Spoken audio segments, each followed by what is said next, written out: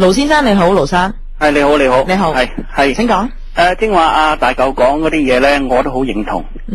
但係咧有一個問題就係咧，如果我哋喺加拿大睇有留意報紙嘅話咧，我諗嗰個有個不盡專欄我諗嗰個咩我唔記得個咩名，但係咧就想選特首嗰個就係咧就佢講嘅嘢其實同我大舊差唔多，唯一唔同咧就係咧就佢講得比阿大舊更加好，因為阿大舊咧就係完全咧係自己之中係着眼於係要求政府做乜做乜，但係問題而家嚟講咧就不盡入邊咧所講嘅嘢嚟講咧，起碼可以做多點咧係對香港嘅發展有一種大圖畫嘅視野，係點樣行啊，點樣做啊。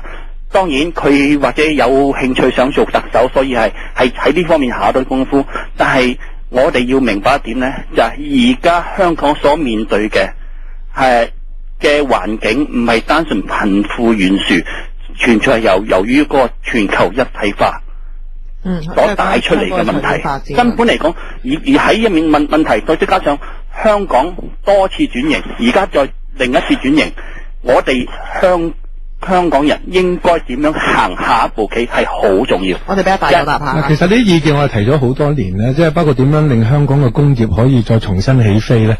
我直接向香港政府提咗好多嘅建議，包括香港嗰個嘅即係應該集中呢個資源咧，協助呢一個高增值嘅行業，譬如呢個手錶啊、時裝啊、呢個即係藥物啊，或者係呢個嘅即係食物加工方面啊。其實好多呢啲行業咧，如果喺政府協助之下咧，不但喺呢個嘅香港或者喺即係對中國或者係對成個東南亞世界上咧，香港有個好重要角色扮演嘅，等同呢個瑞士嘅鐘錶業啫嘛。點解香港以佢咁嘅能力同埋香港嗰個才華唔可以發展到高品質高價嘅即係鐘錶行業咧？咁其實可以做到嘅。咁呢個譬如時裝亦都係一樣。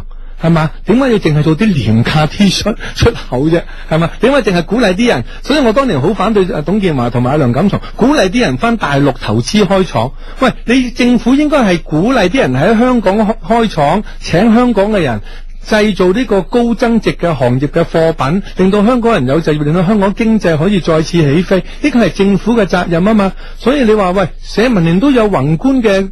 即係經濟嘅發展嘅模式嘅啫，但係個問題就係政府唔聽啫嘛。如果你俾社民連執政，我哋可能再帶領香港呢個嘅經濟起飛嘅。我哋多謝阿盧生嘅電話，盧生我哋仲有好多聽眾，我哋再聽到啦。豬豬嘅電話，豬豬你好，係你好，你好。我覺得咧，無論點樣爭取民主都好，都唔應該咁粗暴咯。嗱，我一睇電視睇佢哋其他嗰兩位成員即係我覺得佢好似咧。我又唔知點樣講先，好似嗰啲冇太過激烈啊，係咪？明白頭先我哋已經講過呢個。即係好多朋友唔係好明點解我哋要掟機，點解我哋要掃場咧？其實我哋凸顯呢個議會嘅殘暴嘅一面。其實最殘暴嘅就係呢個唔民主嘅議會。明明有1000億盈餘可以照顧到嗰啲面臨死亡嘅人士，或者係面臨貧窮嘅人士，佢唔去照顧，佢俾翻啲錢啲有錢佬。喂，呢個係好殘暴嘅。呢個政府係麻木不仁啊！咁所以即係社民連個抗爭嘅目的，就希望係凸顯到呢個政府同埋呢個議會功能組別其實好粗暴同埋好殘酷咁樣咧，係呢一個嘅剝削香港市民嘅權利嘅。你百幾票就可以做到呢個立法會議員，你一紮嘅功能組別議員10零個就可以否決到立法會某啲嘅議案，係咪？呢啲其實又好殘酷同埋好粗暴，但係市民似乎好接受嘅。咁所以社民連就希望用呢一個手段令到市民醒覺。咁你話市民唔明白唔接受，繼續譴責我哋，繼續批評我哋，但係又唔批評嗰啲最殘暴嗰啲咧，咁我覺得呢個似乎對個問題未必係完全掌握咯。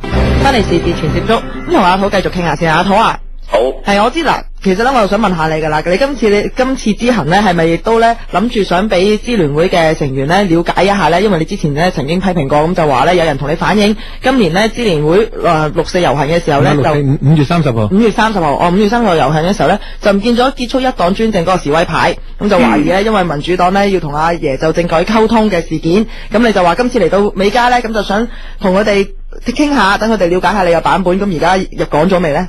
其實喺前後3個地點咧，洛杉磯、三藩市同埋而家喺溫哥華咧，我哋都有交流過呢個問題嘅。咁就大家都知道，支聯會嘅5大綱領咧，係大家都需要捍衛啦。而呢一個亦都係最重要嘅，因為點解咧？一日你冇結束一黨專政嘅話，其實你即係話冇民主啫。咁點樣平反即係6·4咧咁樣？咁我諗面對面大家直接咁交流係即係相對即係喺傳播媒介裏邊睇到大家嘅信息係會好多。咁得到即係嘅溝通上面咁得到嘅溝通係點啊？嗱，例如我喺洛杉磯嘅時候，我都見過一位民運人士阿吳仁華先生咧。咁佢都即係非常之了解同埋關心香港嘅狀況嘅。咁佢都希望佢話我哋明白，即係你哋嗰啲爭議同埋憂慮嘅。咁希望我哋繼續努力做落去咯。明白。我哋去到紐約嘅時候，我都會見阿黃君濤先生，希望有機會再同佢傾。但係佢哋仍然都支持結束一黨專政呢一個嘅立場啊嘛。我哋再當然啦。我哋再聽多一個聽眾嘅電話。吳生你好，吳生。喂，係啊。你好。好，係啊，好啊。咁就即係我想回應好多嘅。好多嘅人咧，要快啲回應啦，因為我哋時間緊迫啊。OK，咁即係我想回應就話，好多人就話社民連點解要用嗰啲咁粗暴，所謂粗暴同埋即係用咁肢體嘅語言咧，去作出一種嘅反應咧，其實即係因為嗰個議會嗰個制度嘅不公義，因為呢個議會嘅制度不公義咧，係釀成咗好多嘅問題產生，包括咗呢個咁嘅功能組別。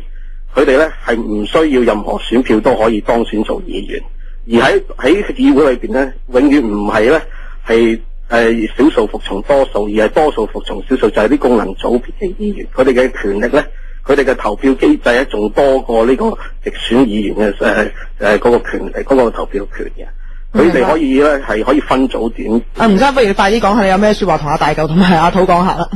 我梗係支持阿土同大嚿啦。咁就係咁多，就而家我想講就係話，即係我想去，其實咧如果講暴力咧，孫中山嘅辛亥革命咧，係比起而家社民連或者係咧更加暴力得多嘅。點解你哋認為孫中山係國父咧？點解佢係愛國咧？咁即係呢個我就想表達嘅意思咁多。其實我都想表達就話好多。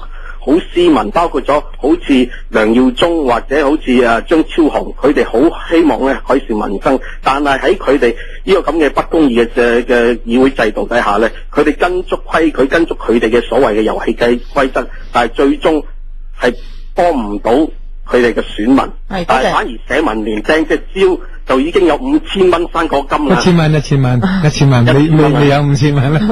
希望我掟嗰隻蕉5000啊！我哋俾下次掟榴蓮可能有5000蚊啦。我哋俾阿大嚿。即係其實講社民連，即係啲人話我哋暴力咧，我覺得呢個係扭曲得好犀利嘅。社民連到今日為止，陶君行都講多兩句啦。我哋仍然係堅守和平、理性、非暴力呢3個基本原則。即係掟蕉同埋呢一個嘅掃場係一個肢體嘅表現，一個嘅抗爭嘅即係策略嘅調子，透過呢個行為咧嚟表達某啲嘅政治信息，冇人受傷嘅，亦都冇嘢受呢個嘅破壞嘅。咁所以即係希望啲朋友了解下，如果講暴力嘅時候，喂，我哋唔係掟菠蘿啊！左派喺呢個67年嘅騷亂嘅時候啊，用呢個土製菠蘿炸死去到好多香港人，令到啲人即係啲肢體受到呢個殘廢，林彬都俾佢燒死啦！喂，點解你哋？即係啲人唔記得咗左派嗰個嘅即係暴力嘅行為咩？係嘛？咁所以希望大家了解，即係我哋嗰個目標咧，希望凸顯，正如頭先即係嗰個朋友所講咧，係凸顯呢個制度嘅唔公義嘅一面。我哋係爭取市民嘅基本權利啊！阿滔話，不如你都回應下。好啊，我諗除咗陳偉業剛才講，或者呢位朋友講話要凸顯呢個制度嘅不公義咧，其實你見到咁多人講話呢啲所謂嘅暴力，其實呢一個就係話語權之戰咯。邊一啲人有話語權咧？就係你擁有權力嘅人。擁有傳媒嘅人同埋啲官商舉價，將一個明明係議會抗爭嘅行動咧，已經係扭曲到或者由佢哋詮釋到咧，係變成一個暴力嘅行為。陳偉業講得好啱，我哋唔單止和平、理性、非暴力，我哋嘅底線就係話我哋唔會傷及任何人嘅人身安全咯。阿滔話，其實時間已經差唔多啦，不過咧我就好想講下，因為嚟緊咧你都仲有3個城市要去㗎，咁不如你講下你此行你希望有啲咩嘢嘅收穫，同埋今次都算係社民連嘅一個正式嘅訪問啦，即係北美嘅訪問咁樣。咁你有咩收穫？咁同埋你哋諗住呢個籌組或者籌款情況而家做成點咁樣啊？咁籌款就唔係我哋今次嚟嘅主要目的嘅，除咗答謝之外，希望我哋能夠同海外嘅朋友即係探討成立呢個海外嘅支部嘅可能性啦，亦都希望透過呢個機會咧係宣揚我哋社會民主連線爭取社會民主呢一個嘅重要嘅理念。